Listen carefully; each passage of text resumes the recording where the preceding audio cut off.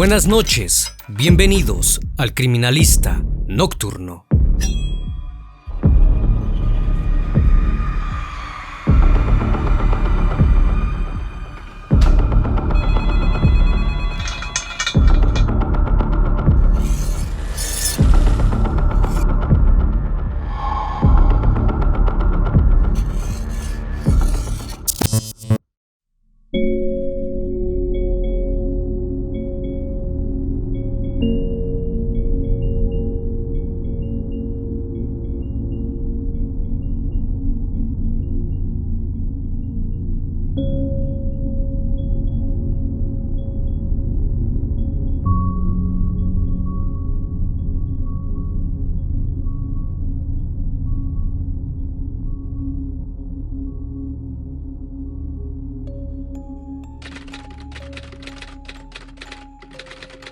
Una casa ubicada en el barrio Los Ángeles en Managua, Nicaragua, fue objeto de muchas especulaciones, en donde según los pobladores pasaban cosas inexplicables, y hay quienes afirman que el mismo demonio habita ahí y que hay almas en pena rondando por el lugar debido a lo que ocurrió en ese inmueble, aquella vivienda que funcionaba como un negocio familiar en el cambio de aceite para vehículos.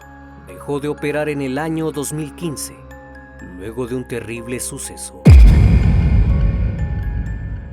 El Criminalista Nocturno.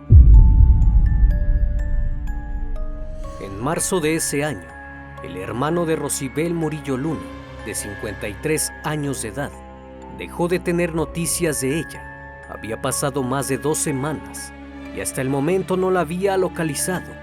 Fue entonces que acudió con las autoridades para reportar que su hermana estaba desaparecida, y gracias a esto pudieron realizar el terrible hallazgo. Rosibel estaba casada con Santos Lucio Bravo, de 58 años. Ambos tenían una hija llamada Lucía Bravo Murillo, de 22 años de edad. Todos ellos no habían sido vistos desde hacía días, lo cual era muy extraño. La última vez que Rosibel Murillo fue vista fue el jueves 26 de marzo, a las 5 de la tarde, cuando salió de trabajar del comedor donde laboraba. El viernes era su día libre y nadie se percató de su ausencia. Sin embargo, el sábado por la mañana, Rosibel no se presentó al trabajo, algo inusual, ya que nunca se ausentaba sin avisar. Minutos después, la dueña del comedor recibió un mensaje de texto de Rosibel, en el que le decía: «Buenos días, doña Vero. Le escribe Lucía para decirle que mi mamá no llegará a trabajar porque vamos con mi papá a Jinotega. Mi hermano Nahum se quedará en casa». Cuando su jefa recibió el mensaje, le llamó de inmediato para ver si todo estaba bien, pero al otro lado de la línea estaba Nahum, el hijastro de Murillo, quien le dijo que sus familiares habían salido y no sabía cuándo regresaban. Al día siguiente, el hermano de Santos Bravo acudió a su casa y se percató que el negocio estaba cerrado. Solo encontró a su sobrino Nahum, quien le dijo exactamente lo mismo. No obstante, le pareció raro que haya dejado al chico al cuidado de la casa, pues su padre no confiaba mucho en él y recientemente se había peleado con su hermanastra. Supuestamente Nahum dijo que su padre se había peleado con Rosibel y Lucía y por eso se había marchado. El viernes 3 de abril del 2015, algo inusual ocurrió en la casa de Santos.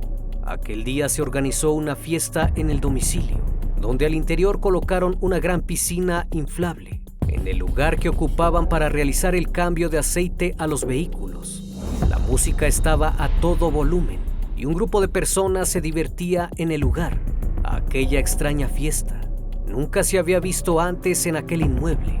Los días posteriores, el hermano de Santos volvió a ir a la casa para ver cómo se encontraba y nuevamente fue recibido por su sobrino, quien le dijo que se encontraba en Jinotega, comprando una casa para su hermanastra Lucía. Aquello le resultó sospechoso, pues su hermano le había dicho que la casa en donde vivía se la dejaría a Lucía. Además, algo consternó al hermano de Santos. Nahum le dijo que la alcaldía de Managua se había presentado al negocio y había ordenado cerrar la fosa donde cambiaban el aceite porque su padre no no había pagado sus impuestos. Aquel agujero había sido cubierto con cemento y la situación con el paso de los días se tornaba más sospechosa. Los días pasaron y muchas personas llegaron al lugar preguntando por la familia, quienes ahora sabían que se habían marchado de Managua porque estaban buscando un nuevo lugar donde vivir. Finalmente el hermano de Rosibel acudió a preguntar por su hermana y Nahum le dijo que tal vez ninguno de los tres regresaría, ya que habían tomado la decisión de cambiar de ambiente después de todos los problemas familiares que habían tenido. Pero ante la sospecha de que algo no estaba bien, el hermano de Murillo acudió a presentar el reporte de su desaparición. El 8 de abril, la policía llegó por primera vez a la casa de Santos Bravo. El lugar fue revisado por elementos de la policía, quienes tomaron varias fotos del inmueble, pero no lograron encontrar nada inusual, así que se marcharon. Al día siguiente las autoridades volvieron a insistir, pero aquel día no pudieron ingresar, puesto que Nahum estaba fuera. Aquel día el joven ya no regresó. Por esa razón llamó la atención de las autoridades y comenzaron a tener sospechas de él. Era el 10 de abril de 2015, cuando los uniformados acudieron por tercera ocasión a la casa de Santos Bravo, en el barrio Los Ángeles, en Managua, con una orden para entrar. El sitio se encontraba solo. No había rastro de Nahum, ni de nadie al interior. Revisaron el lugar por protocolo y de pronto un olor extraño similar a un roedor salía cerca de la fosa. Así que solicitaron el apoyo de los bomberos para romper el suelo de cemento y ver lo que había dentro. Al abrir la fosa, lo primero que encontraron fue una capa de tierra, posteriormente 15 tablas extendidas, después algunas piezas de ropa, seguido de toallas y paños llenos de manchas hemáticas. El horror vino cuando descubrieron que al fondo de la fosa se encontraban 3 cuerpos en descomposición. Evidentemente, se trataba de Santos Bravo, Rosibel Murillo y su hija Lucía Bravo. Ahora la investigación se centraba en el principal sospechoso, Nahum Bravo, hijo de Santos. Un día antes de que los restos fueran descubiertos, los vecinos informaron que vieron salir a Nahum en compañía de su pareja llamada Orquídea Orozco. Cuando sus familiares se contactaron con él para darle la noticia, el hombre empezó a hacer creer que el asesino de su padre podría ser su hermano mayor, puesto que no tenía una buena relación. Pero debido a las circunstancias, todos dudaron de él. Primero se trasladaron a una casa de la expareja de su mamá, pero cuando éste descubrió que las autoridades lo estaban buscando, le pidió que se fuera. La policía lo buscó y logró encontrarlo en la carretera vieja a León, así que huye en una moto junto con su esposa Orquídea. Como la pareja no se detenía, los uniformados accionaron sus armas y lograron impactar en el glúteo de la chica, quien viajaba en la parte de atrás de la moto. De esta manera, el hombre perdió el control y los dos cayeron para después ser detenidos y trasladados al Hospital Antonio Lenin, en Managua. Días después, el dictamen de la necropsia se dio a conocer. Rosibel Murillo había perdido la vida a causa de un traumatismo cráneoencefálico que le destrozó la cabeza. Lucía tenía más de 40 heridas punzocortantes en la espalda y en las partes laterales del cuerpo, cerca de las costillas. Su fallecimiento ocurrió luego de que un pulmón y el hígado fueron lacerados. En cuanto a Santos Lucio, fue encontrado con cinchos de plástico atados a los pies y de igual forma había sido atado de las manos. Dentro de su boca se encontró un calcetín y su cabeza estaba fracturada. Se determinó que tanto en los pulmones como en la garganta y fosas nasales tenía tierra, lo cual indicaba que cuando fue echado al hoyo, aún seguía con vida. Se logró determinar que el fallecimiento de la familia había ocurrido el día 26 de marzo. A pesar de que los asesinos habían limpiado el lugar del crimen, la policía encontró manchas de sangre en la sala, muy cerca de donde estaba la televisión. También se encontraron manchas en el pasillo que va hacia la cocina, misma donde también fueron encontradas manchas hemáticas. Sobre quién o quiénes habían sido los asesinos. No había muchas dudas al respecto, pues el principal y único sospechoso, hasta el momento, era Nahum Bravo Torres, de 25 años de edad, quien según su testimonio se vio motivado a actuar por los celos que sentía hacia su hermana y también por la ambición de quedarse con los bienes de su padre. Remontémonos algunos años atrás. Santos Lucio Bravo nació en 1957 en el municipio de Santo Tomás del departamento de Chontales, en Nicaragua. En 1976 se trasladó a Managua en busca de mejores oportunidades de trabajo, encontrando así un empleo de concentrados para animales, hasta que en 1985 dejó el empleo y se convirtió en vendedor ambulante en el mercado oriental. Pronto comenzó a irle bien y supo manejar su negocio. Era de las personas que ahorraba su dinero y gastaba lo menos que podía. Muchos lo consideraban tacaño, pero gracias a eso logró convertirse en mayorista de los productos que vendía, junto a su hermano Dionisio Bravo. Para esos años, Santos había tenido a su primera pareja y a su primer hijo, pero luego de algún tiempo la dejó. A finales de 1987, conoció a otra mujer de nombre Blanca Torres, quien se convertiría en su primera esposa oficial, con la cual procreó a Nahum Bravo y a Santos Jonathan. Sin embargo, 5 años después de haberse conocido, la relación terminó en 1992. La causa fue que Santos tenía un amorío con su empleada doméstica, Rosibel Murillo Luna, a la que luego de unos meses se llevó a vivir a otra casa, con la que construyó su segundo matrimonio, del cual fue producto Lucía Bravo Murillo.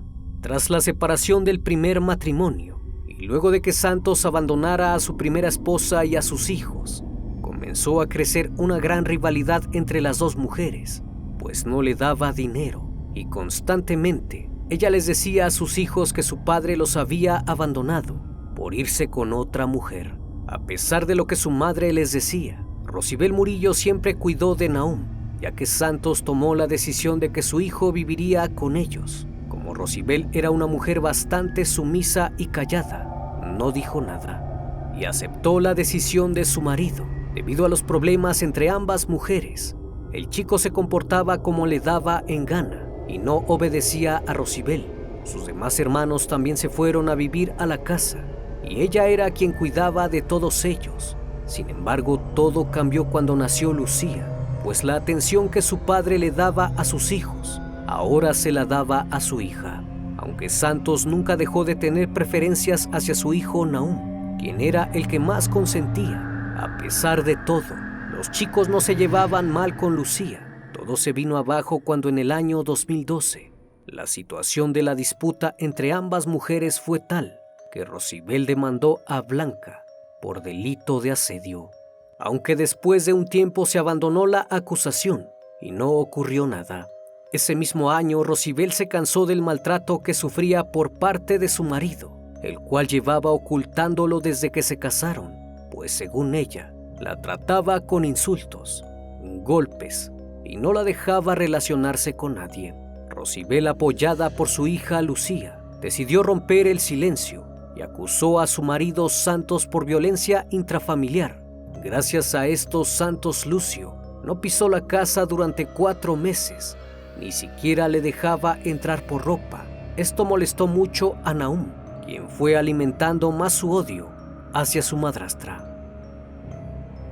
La relación entre Nahum y Lucía comenzó a dañarse cuando a finales de ese año 2012, ella lo acusó en los juzgados de Managua por el robo de una laptop. El caso terminó en una mediación en la que ambos hermanos se comprometieron a mantener la tranquilidad familiar, a respetarse y a no agredirse ni física ni verbalmente. Nahum devolvió la computadora. Sin embargo, el daño ya estaba hecho y nada volvió a ser lo mismo. Debido a que Santos no le daba dinero a Rosibel, ella comenzó a trabajar como ayudante de cocina en un comedor de uno de sus hijastros llamado Abner Saúl. Rosibel era una mujer muy trabajadora y solo descansaba los días viernes. Nunca faltaba y era muy responsable. En cuanto a Nahum y Lucía, ambos eran muy opuestos. Nahum, por su parte, nunca le gustó estudiar y no le gustaba trabajar. El negocio de cambio de aceite que puso su padre era para que sus hijos pudieran trabajar en él, pero lejos de eso, Nahum prefería andar bebiendo con sus amigos. Muchas veces se vio involucrado en robos y asaltos. Incluso llegaba a robarle a su propio padre. Ello provocó que su progenitor lo echara de la casa, pues ya nadie le tenía confianza.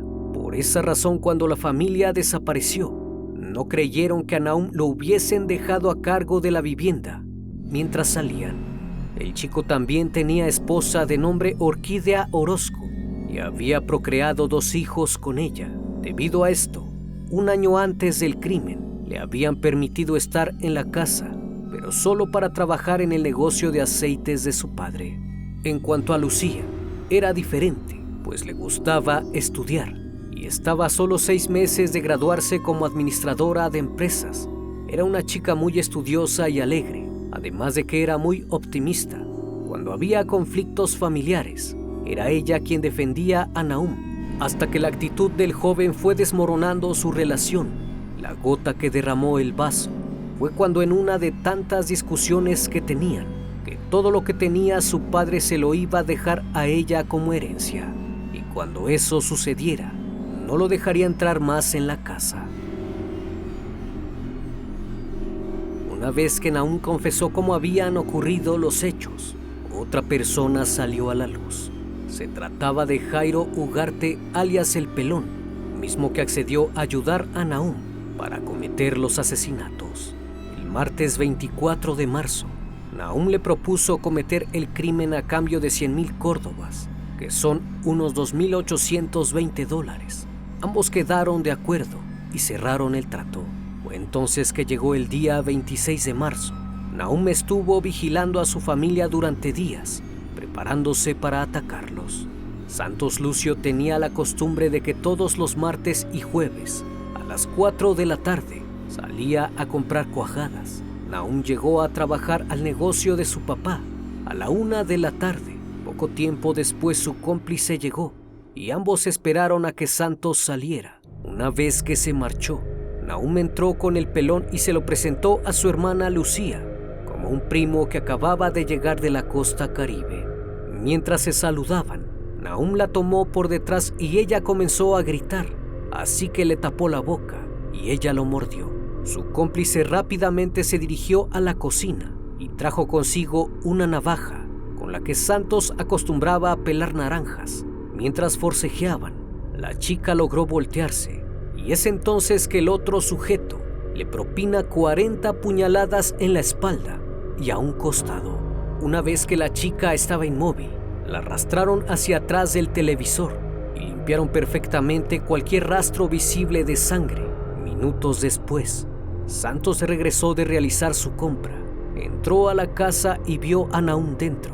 Este le preguntó dónde estaba Lucía y él le dijo que había salido a reparar su celular.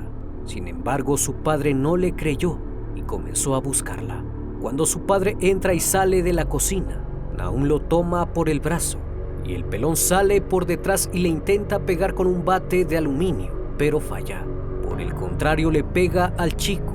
En uno de tantos intentos, El Pelón logra golpear a Santos en la cabeza y este se desvanece.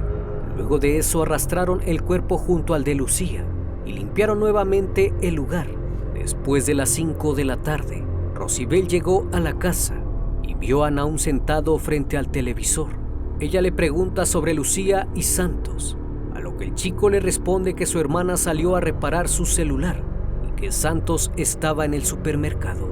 Una vez que Rosibel entra a la cocina, es recibida por El Pelón, quien lleva entre sus manos un tubo metálico.